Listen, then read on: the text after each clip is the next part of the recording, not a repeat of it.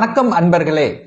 அஸ்ட்ரோசிரி channel வாயிலாக நான் உங்கள் அஸ்ட்ராலஜர் டாக்டர் சதீஷ். சிம்ம ராசி அன்பர்களே, இந்த மே மாதம் என்ன பலன் அப்படின்னு பார்க்கும் பொழுது, உங்க ராசி அதிபதியாக இருக்கக்கூடிய சூரிய பகவான் 9ஆம் இடம் என்று சொல்லக்கூடிய பாக்யஸ்தானத்தில் உச்ச பலத்தோட வலிமையா இருக்கார். அப்ப ராசி அதிபதி பலம்.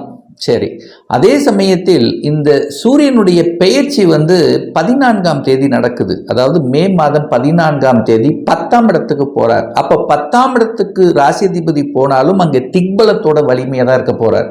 அப்போ இந்த மாதம் மே மாதம் முழுவதும் உங்க ராசி அதிபதி வலுவாக இருக்கின்ற காரணத்தால உங்களுடைய எண்ணங்கள், செயல்கள், சிந்தனைகள் சிறப்பு பெறும். அப்போ நீங்க உங்க சுய கௌரவத்தை இழக்க மாட்டீர்கள்.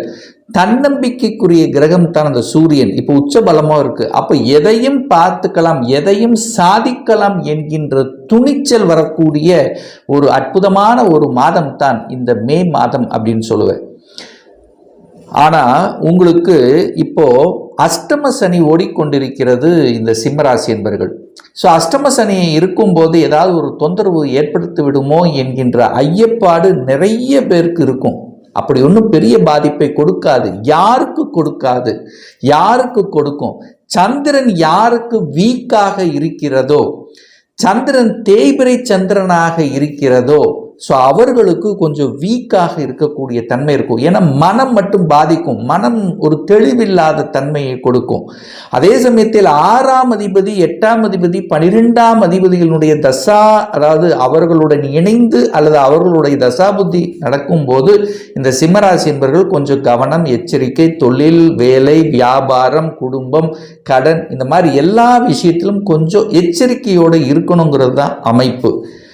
மற்றபடி மற்றவர்களுக்கு இந்த சந்திரன் வலுவாக பௌர்ணமி சந்திரனாக இருக்கும்போது, சந்திரனோட குரு இருக்கும்போது, ஸோ இந்த மாதிரி ஒரு சுப கிரகத்தினுடைய பார்வையில் ஒரு நல்ல தன்மையில் சந்திரன் இருக்கும் பொழுது ஒரு நல்ல தசாபுத்தி உங்களுக்கு நடக்குமேயானால் பெரிய பாதிப்பு ஒன்றும் ஏற்படுத்த போவதில்லை. என்னதான் இருந்தாலும் அஷ்டம சனியா இருக்கும்போது என்ன ஒரு திருப்தி இருக்காது, மனம் திருப்தி இருக்காது, அவ்வளவுதான். மற்றபடி பெரிய பாதிப்பை கொடுக்கக்கூடிய அம்சம் என்பது இல்லை.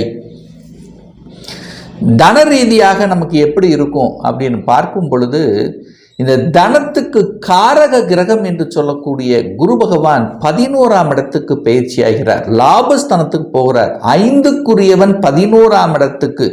இயற்கையாகி இறைவன் கொடுத்த வரத்தின் அடிப்படையில் தனத்துக்கு பிரச்சனை இல்லை. இந்த சிம்மராசி என்பர்கள் தனம் கையாளுகின்ற விஷயத்துல கவனம். ஏன்னா சனி 2ஆம் இடத்தை பார்க்கிறார், அதாவது தனஸ்தானத்தை பார்க்கிறார்.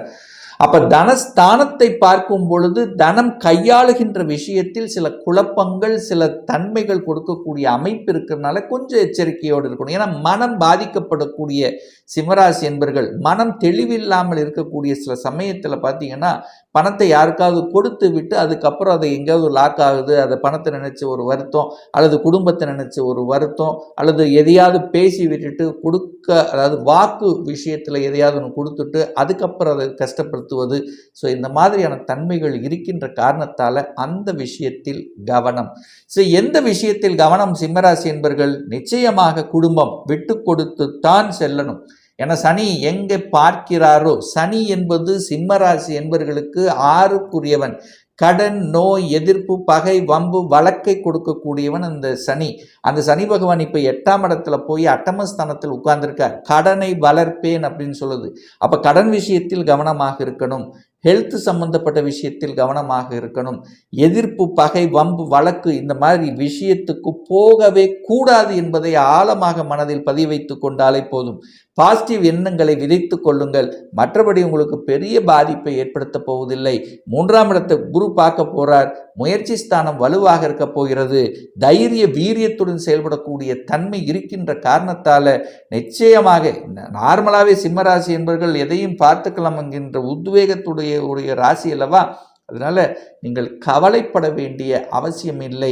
அஷ்டம சனியே நடந்தாலும் சில விஷயங்களில் இக்கு வைத்து இது சரியா தவறா, இது நடந்தால் என்ன ஆகும், இப்படி ஆகும் அப்படிங்கிற ஒரு ஒரு ஒரு கருத்துக்களை எடுத்துக்கொள்வது, குடும்பத்தோட கணவன் மனைவியோட டிஸ்கஸ் பண்ணி ஒரு சில விஷயங்களை எடுத்துக்கொள்வது நல்லது என்பதை மட்டும் மனதில் பதிய வைத்தாலே போதும். ஸோ 3ஆம் இடத்தை பார்க்கும்போது முயற்சி ஸ்தானம் நல்லா இருக்கு. டிராவல் செய்யக்கூடிய தன்மைகள் நிறைய சிம்மராசி என்பர்கள் இந்த காலகட்டத்தில் டிராவலுங்கிறது இருக்கும். ஊரை விட்டு வெளியே செல்வது, நகருவது, நகருதல், நகரக்கூடிய, அதாவது தம்முடைய இடத்தை விட்டு நகர்வது, வேலை விஷயமாகவோ தொழில் விஷயமாகவோ நகரக்கூடிய தன்மை. இதனால் கொஞ்சம் அலைச்சல் திருச்சல் இருக்குமே ஒழிய பெரிய பாதிப்பை ஒன்றும் ஏற்படுத்த போவதில்லை. சுகஸ்தானம், இதுவரைக்கு 4ஆம் இடத்தை சனி பகவான் பார்த்து கொண்டு சுகத்தை கெடுத்து கொண்டு இருந்த விஷயங்கள் இப்போ அப்படியே மாறப்போகுது. தாய் நன்றாக இருக்க போகிறது. தாய் சார்ந்த விஷயத்தில், அதாவது ஹெல்த் சார்ந்த விஷயத்தில் இருந்து வந்த பிரச்சனைகள் சரி செய்யப்படக்கூடிய அமைப்பு தான். அதே சமயத்தில் இந்த 4ஆம் இடம் என்பது ஒரு வீடு வண்டி வாகனங்கள் வாங்கலாமா சார் அப்படின்னு கேட்டிங்கன்னா வாங்கலாம், அதில் எந்த தப்பு இல்லை. ஆனால் வாகனம் ஓட்டும் போது இரவு நேர பயணங்களை தவிர்ப்பது நல்லது. இடத்தை வாங்கினாலோ அல்லது நிலத்தை வாங்கினாலோ டாக்குமெண்ட் சரியாக இருக்கிறதா என்பதை நினைச்சு, அதாவது ஏன்னா டாக்குமெண்ட் காரகிரகமான புதன் போய் 8ல் உட்கார்ந்துருக்கார், ராகுவோடு சேர்ந்திருக்கார். ஸோ இந்த மே 15ஆம் தேதி வரைக்கும் பார்த்தீங்கன்னா 19ஆம் தேதி வரை ராகுவோடு புதன் இருக்கின்ற காரணத்தாலும், அல்லது அந்த புதனுடைய பயிற்சி நடக்குது. ராகு 8ல் இருக்கார், 8லிருந்து 7ஆம் இடத்துக்கு பயிற்சி ஆகிறார். புதன் எப்போ வர்றார்? 7ஆம் தேதியே, மே 7ஆம் தேதி 9ஆம் இடத்து பாகிஸ்தானத்துக்கு வந்துடுறார். அப்போ என்ன டாக்குமெண்ட் சார்ந்த விஷயத்தில் எதுவரைக்கும் கவனமாக இருக்கணும்னா மே 7ஆம் தேதி வரை இந்த சிம்மராசி என்பர்கள் கவனத்தோடு செயல்பட வேண்டும். அதாவது டாக்குமெண்ட்டாக இருந்தாலும் சரி, எழுத்து சார்ந்த விஷயமாக இருந்தாலும், தகவல் தொடர்பு துறை, கம்யூனிகேஷன், இதில் கொஞ்சம் கவனம். எது வரைக்கும்? 7ஆம் தேதி வரைக்கும் தான். அதுக்கப்புறம் உங்களுக்கு சூப்பராக இருக்க போகுது. தகவல் தொடர்பு துறையினால் லாபங்கள் கொடுக்கக்கூடிய அமைப்பு, தகவல் தொடர்பு துறையின் மூலமாக தனவரவு கிடைக்கக்கூடிய அமைப்பு. ஏன்னா 2ஆம் அதிபதி 9ஆம் இடத்துல போய் பாக்கியஸ்தானத்தில் உங்கள் ராசியோடு சேர்ந்து இருக்கார் அல்லவா? அப்போ சூரியனும் புதனும் இணைந்து புதன் ஆதித்ய யோகத்துடன் இருக்கிறதுனால தகவல் தொடர்பு துறையில் கம்யூனிகேஷன் இருக்கக்கூடிய சிம்மராசி என்பவர்களுக்கு நல்லது நடக்கக்கூடிய ஒரு மாதமாக இந்த மே மாதம் நிச்சயமாக அமையப்பெறும். குழந்தைகள் நலன் சார்ந்த விஷயங்கள், குழந்தைகளுடைய படிப்பு சம்பந்தப்பட்ட விஷயங்கள் சிறப்பு பெறும். ஏன்னா 5ஆம் அதிபதி லாபஸ்தானத்துக்கு போறார், குழந்தைகள் லாபஸ்தானத்துக்கு போகுது. அப்போ குழந்தைகளால் மனமகிழ்ச்சி சந்தோஷத்தை அடையக்கூடிய ஒரு மாதத்தினுடைய தொடக்கமாக இந்த சிம்மராசி நண்பர்களுக்கு இருக்கும். ஏன்னா குழந்தைகள் என்ன நல்ல படிப்பாங்க, படிப்பதற்காக வெளிநாட்டு செல்லக்கூடிய வாய்ப்புகள் சந்தர்ப்பங்கள் இருக்கு. அதே குழந்தை ஸ்தானத்தின் அதிபதி குரு தான் 8ஆம் அதிபதியாகவும் இருக்கார். அப்போ குழந்தைகளுக்கு திடீர் அதிர்ஷ்ட வாய்ப்புகளும் கிட்டும். இப்போ நெடுநாளாக படிக்க முடியல, இந்த கோர்ஸ் கிடைக்கல, வெளிநாட்டுக்கு போக முடியல, ஒரு பிஜி படிக்க முடியல, ஸோ இந்த மாதிரியான எண்ண ஓட்டங்கள் இருக்கிறவங்களுக்கு இப்போ அந்த சேஞ்சஸ் ஆகும்.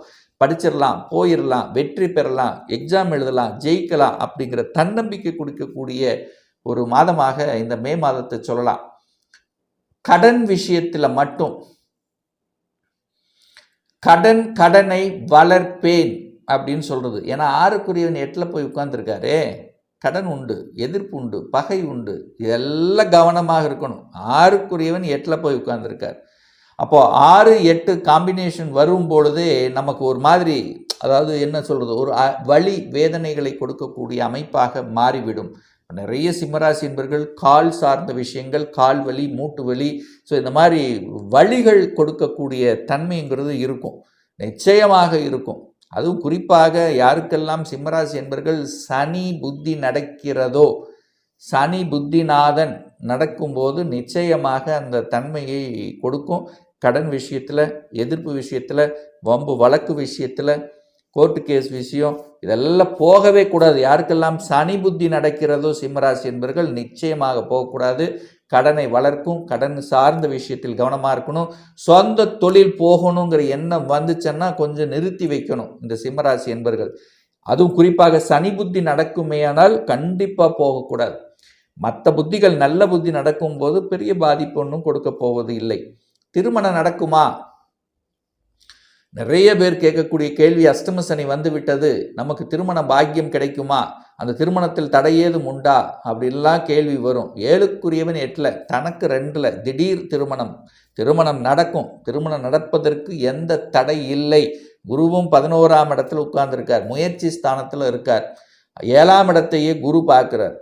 7ஆம் இடத்தை குரு பார்க்கும் பொழுது திருமண வாய்ப்புகள், திருமண சந்தர்ப்பங்கள் நிச்சயமாக நடக்கும். அதில் எந்த மாற்று கருத்தும் இல்லை. அதனால் சிம்மராசி என்பவர்கள் பயப்பட வேண்டிய, வருத்தப்பட வேண்டிய அவசியம் என்பது இல்லை. இந்த மாதம் சூரியன் பாக்கியஸ்தானத்திலும் 10ஆம் இடத்திலும் உட்கார போறார். தந்தையால் அனுகூலம், ஆதாயம் உண்டு.